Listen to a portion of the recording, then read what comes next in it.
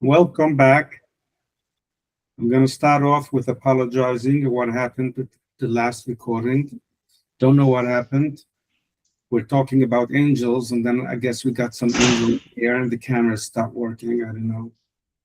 But we're back now, and I'm going to repeat. I'm going to go back a little bit of what we have already learned before everything crashed so that I don't miss out anything with the recordings. So welcome back.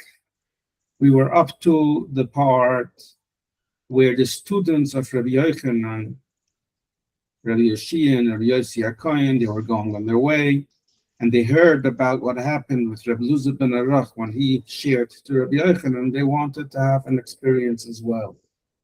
They shared. What happened later is they came and they told Rabbi Yochanan. So we've learned this part. And then Rabbi Yochanan shared back with his student a dream that he had. So he shared that they were standing in his dream, they were standing by Mount Sinai. And this voice from heaven came out and called them to come up closer, that you guys have some special arrangements for you, like a big hall with nice beds, like prepared for guests. And you and your students and your students of your students, they're all prepared to be in the third group before the Shekhinah, before Hashem. So there's a couple of explanations here. What does it mean being in the third group? One, I see here that when Mashiach will come, there will be 7 groups. Don't know what these 7 groups represent. It doesn't really say here. But being in the third group basically means being somewhere higher up, closer to the Shekhinah, meaning that he's sharing a dream with them as in complimenting them, giving them strength to continue with their efforts in growing and in getting closer to Hashem. Another explanation here to the third group is I see here from a cipher called Sedila Shel Shabbos. So there's 3 groups. There are those people who learn because it's a mitzvah to learn, and they fulfill their obligation by learning. So they learn what they need to learn. They learn the halachas of how to live life, but that's it. They fulfill their obligation. Then there's a second group where they don't just fulfill their obligation, they succeed in their learnings. They finish Shas, or they become a rabbi with smicha. They were able to be koina. They were able to grab and hold big portions of the Torah, and they become a Talmid Chacham. That's a second group. Then there's the third group, which they may not have as much Torah as the second group. They may not have succeeded in grasping and understanding a lot of Torah, but they do understand, and they do go into the essence of it. They do understand the secrets behind it. They do understand and live by the meanings as to what the Torah is trying to bring us, the teachings behind. That's the third group.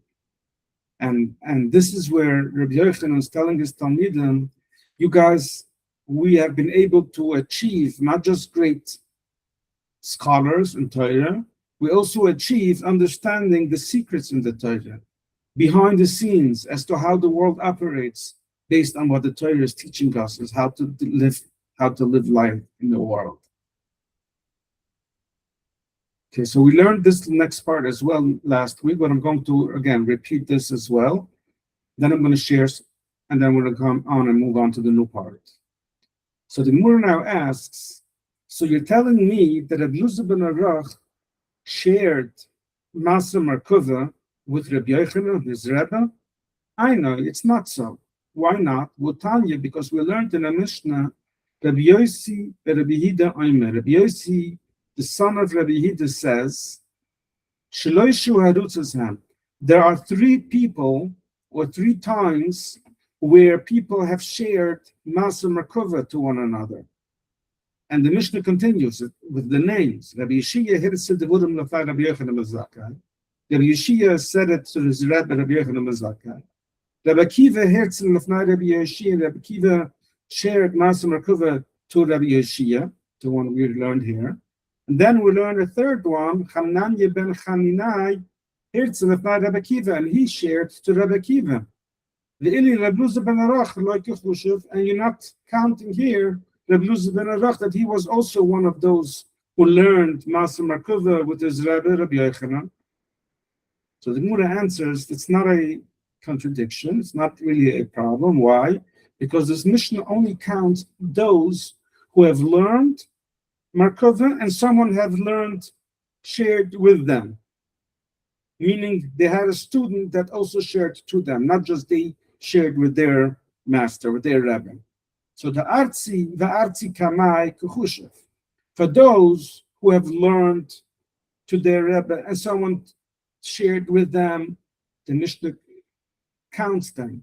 The artzi kamai, those who have learned Master Merkava to their teachers, but no one have ever then shared with them Luka Chushev. These ones are not being counted out here in the Mishnah.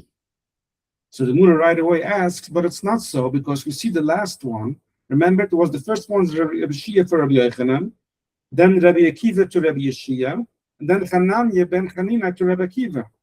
But no one said anything to Hananya ben Chanina, the last one. So the Gemara asks, no one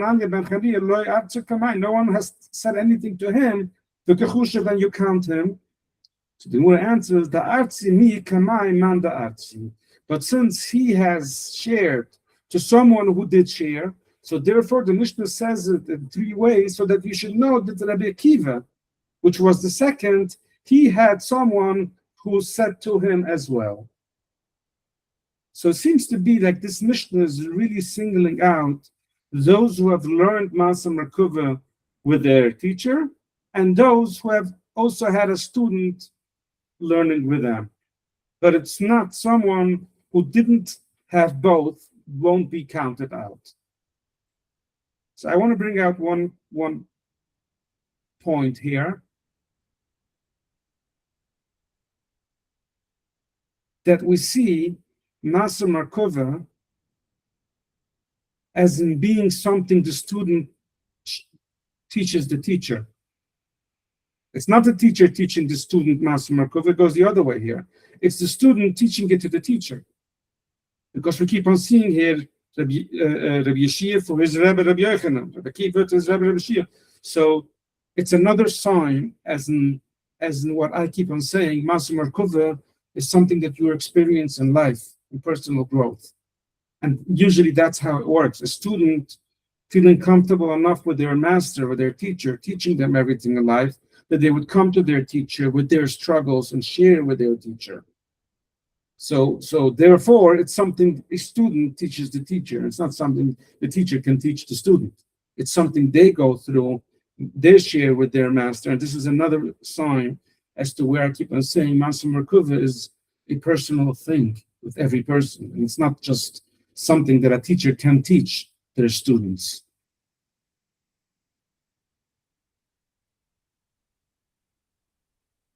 And there's a specialty in someone being sensitive enough that they were able to share with their teacher and then open enough for their students to share back with them. That's the next level, as in being someone who's just open and shares with his master, nice. But there's another level when they grow and they become a master, they become a teacher, to have someone trust them back, to return that favor to their students. And that's why the Mishnah counts these people as specialties. They had both. So here we're wrapping up Masa Merkava, really. So this idea of personal growth that we have learned all along here is really being wrapped up here. We're going to continue here with the Gemara into a realm of where people did go behind the psyche, where people did insist and go behind as to what our brains are capable of handling. So to wrap this up, I want to just give some bottom statements here as to what takeaways do we have. So we know personal growth in Masa Merkava has a pattern, has a way of how it's expressed and how people grow with it. The first step is recognition, becoming aware. Awareness is the first step, where we suddenly become aware of something we're doing, and why am I doing this? And then suddenly a new window opens up and we start realizing, oh, I'm trying to protect myself here. I was once hurt by that. Or I'm going to use another type of expression here. Sometimes the people may notice I'm being very activated right now. I'm being very aggressive here. Why am I responding like this? That person really just asked a simple question. But that question triggered me someone, and I know where he's going with it. Okay? If you become aware of being in that place, just one example, but it's in every aspect of life. The first step is becoming aware. Hey, I'm activated now. I shouldn't be in this place where I am right now. Second step is owning up. Owning up meaning realizing how much I've hurt people around me because of being trying to protect myself from that space. How much people around me have suffered because of it, and how much I myself have suffered because of it. People trying to live in a certain bubble, in a certain image that you're trying to impose, it takes a lot of effort to try to live a life that you're not true in that life.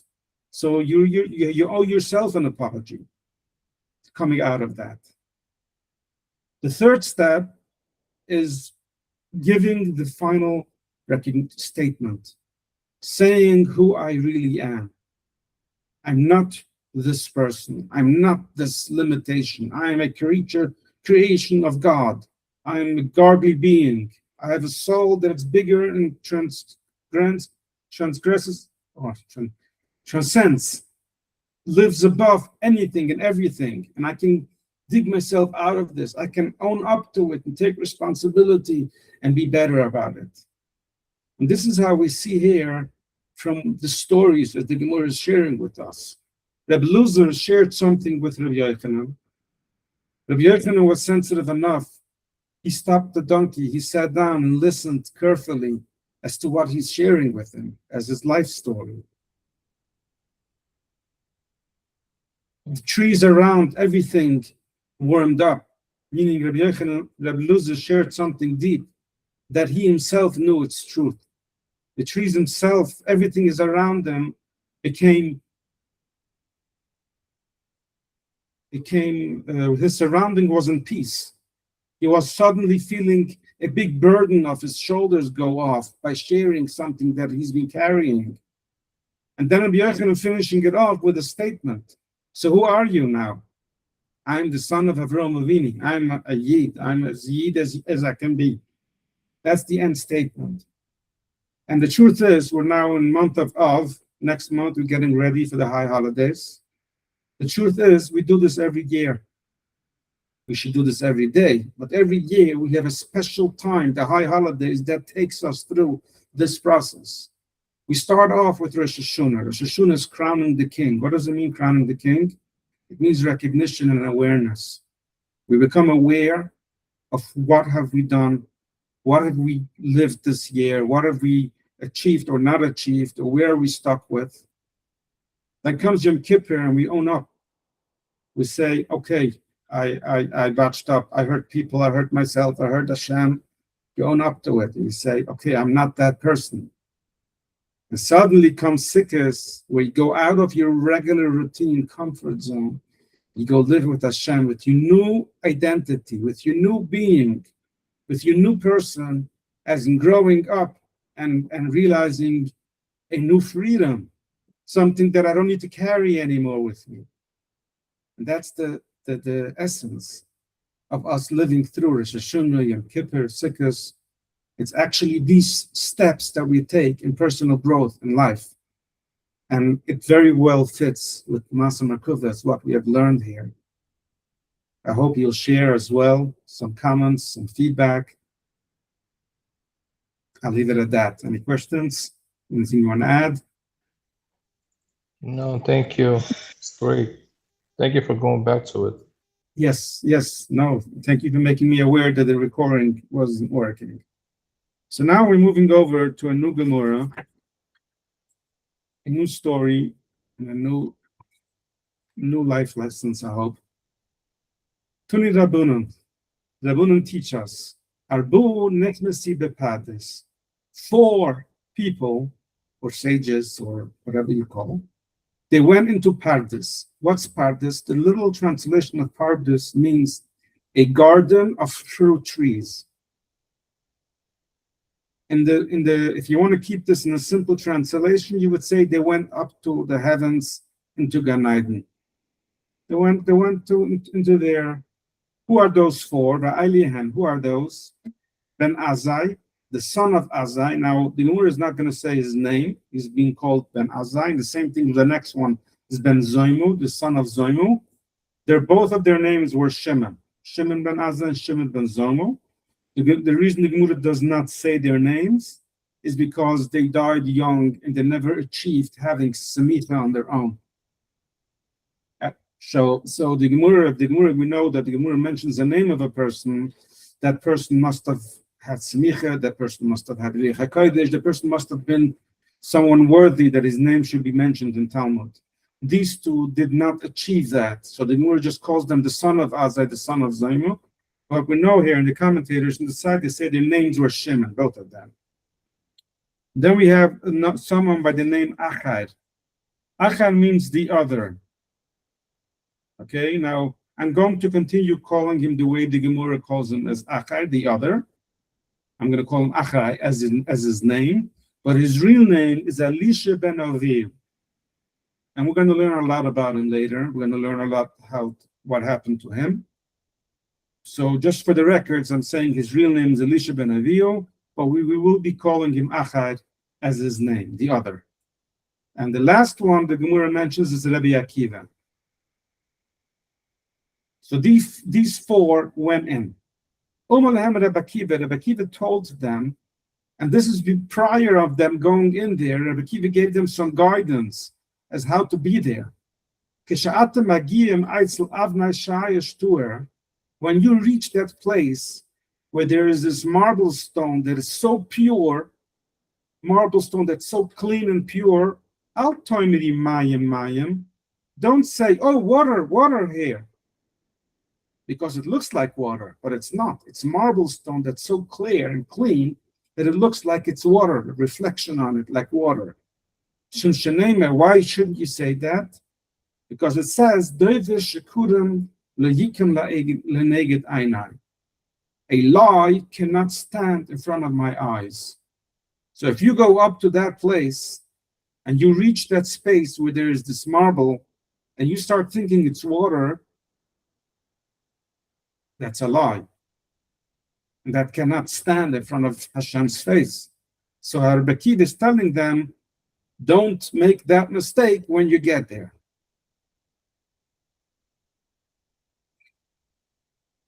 I know that there are very big commentators. I think Rabbi Nachman of Breslov has a very long explanation on this. What does it mean? Why does it say Mayim twice? I don't know it. Maybe I'll come back to it if I have some more insight. But at this point, we're just going to leave it at that they went behind the areas of where we should be going. Our brains are not designed to be able to handle everything. As we have learned in the Mishnah in the beginning, that we should respect our limitations as to how we have been created. That's how we respect Hashem, because He created us this way, and we shouldn't break our bodies by trying to go to places where we're not meant to be going there. So the Gemara continues now what happened with all of them. Ben Azai, Hetzitz, Umes. Ben Azai, which is, as you said before, Shimon ben Azai, he looked at the Shekhinah, and his soul departed his body. He just stayed there. He died. And that's a death of a kiss, as we say sometimes. The kiss of Hashem, meaning you get so close, your soul just runs out of the body and goes back to Hashem. Ulav Akusiv Omer, on him, the Pusik would call out and say, Yukar ba'ainai Hashem ha'mafsul chasidav. Those who are worthy in the eyes of Hashem, they died from their righteousness, from their goodness. Meaning that they were so good, they were so close, they were so much yearning Hashem, that they found that place, they got there, and the soul just left the body. That's it. I'm home now. So that's why I say, if not going there is just respecting that Hashem has created us and wants us to live. So we have to accept that and surrender to that. The second one, Ben Zoimo, Heitzes Venivka. Ben Zoimo also looked, but he didn't die from it, but he became touched from it. He couldn't live his life. His brain was damaged, basically. His life couldn't live life anymore. And the Pusik says, Devash Matsusu, when you find honey, eat a little bit. Don't take too much of the honey. Take a little bit.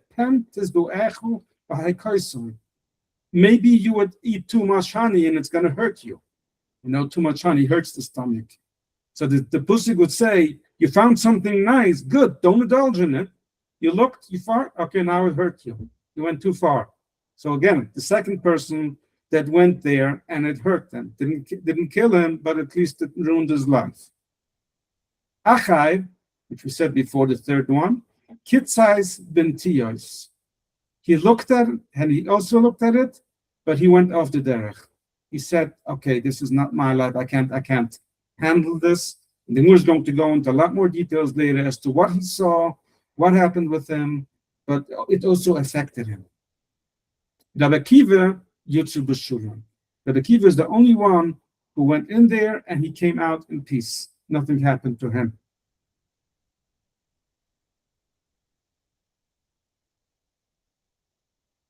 So the Gemara is going to say here a couple of things that was asked of Ben Zoimo. Okay, we spoke about Ben Azai, he died. Ben Zoimo, he survived, but he was hurt. So the Gemara is going to say here as how big he was. He was really a very, very high scholar, very much Torah learning, even though he hasn't had a semicha, and the Gemara doesn't yet say his name, but he still knew about a lot. And the Gemara is going to say certain questions that was asked from him and how he answered, meaning that he was capable. So Sha'ali ben Zoymer, it was once asked from him, Ma'i l'sheroisai kalbu. What's the halacha, what's the laws when it comes to mixing two animals together? We know we're not allowed to take an animal here in Israel that could be offered as an altar, take a sheep and make it live with another animal to try to create, I don't know what, some third breed. So for dogs, we do a lot of breeding, I believe. So the Gemara asks, it was asked of Ben Zoymo, are we allowed to do that? So Ben Zoymo answered,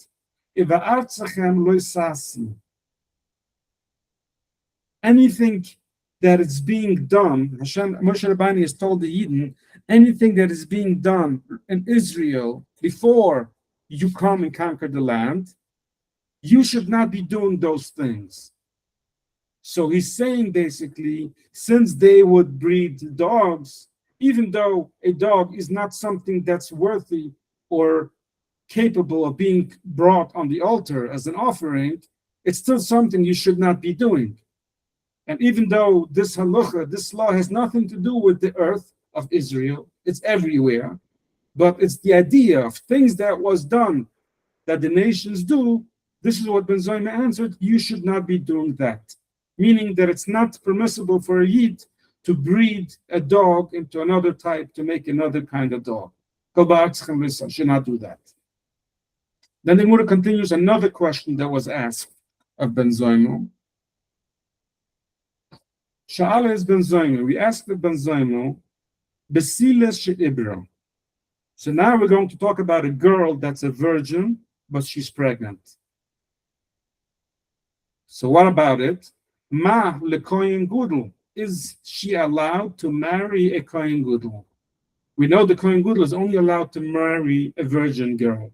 He's not allowed to marry anyone who was previously married or lived with anyone else. But here we have someone who's pregnant, clearly proved that she lived with someone, but she's still a virgin. What's going on here? So the Gemara asks, there's something to call about Shmiel. Michashinen the Shmiel, is it something that we need to worry about what Shmiel says? And what does Shmiel say? Shmiel says, and we're coming over to page 15a. He says, Yuchel Ali Livoil Kamo Be'ilas Beloidan.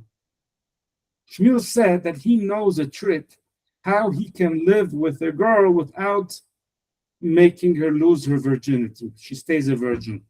He knows a trick of how that's done. And therefore, are we worried that maybe she lived with someone and therefore she's already not permitted to marry a Kohen Guru? That's why she's pregnant.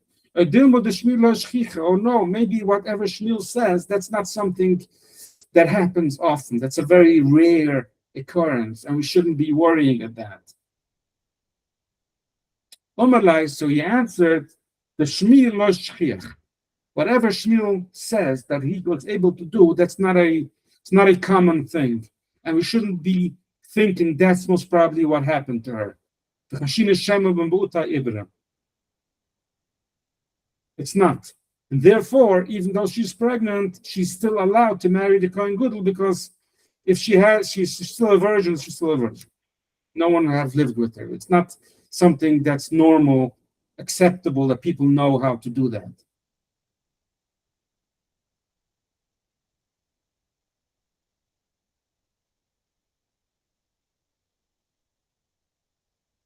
So the Gemara asks one more question. The Umar Shmuel, and Shmuel says, Kol shechva zayda she'aynu yotze kechetz, all the sperm that doesn't go out like an arrow with power, and the mizras cannot make someone pregnant. So how could she be? Because the Gemara says maybe the Chashina Shem Mebuta Ibru, maybe she got pregnant by washing herself in these public areas where they would wash themselves, and she used a particular brush. That brush had some sperm on it, and that went into her, and that's how she got pregnant. So maybe that's what happened. That's something we're thinking, and therefore she's still permitted to marry a Kohen Gadol. So the Gemara asks, but only sperm that comes out with power can make a woman pregnant, not regular. So the Gemara answers, yes. The sperm, when it got onto that washing tool that they used, it came out with power. It was sperm that could make a woman pregnant, but it wasn't by someone living with her. It just got to her only by accident, by the place where she went to bathe. Therefore, she's still permitted to marry a Kohen Gadol. So the Gemara is bringing down these two questions, which are very serious questions. And the Gemara is showing us as Ben Zoim, who had the knowledge and power to answer these questions straight up.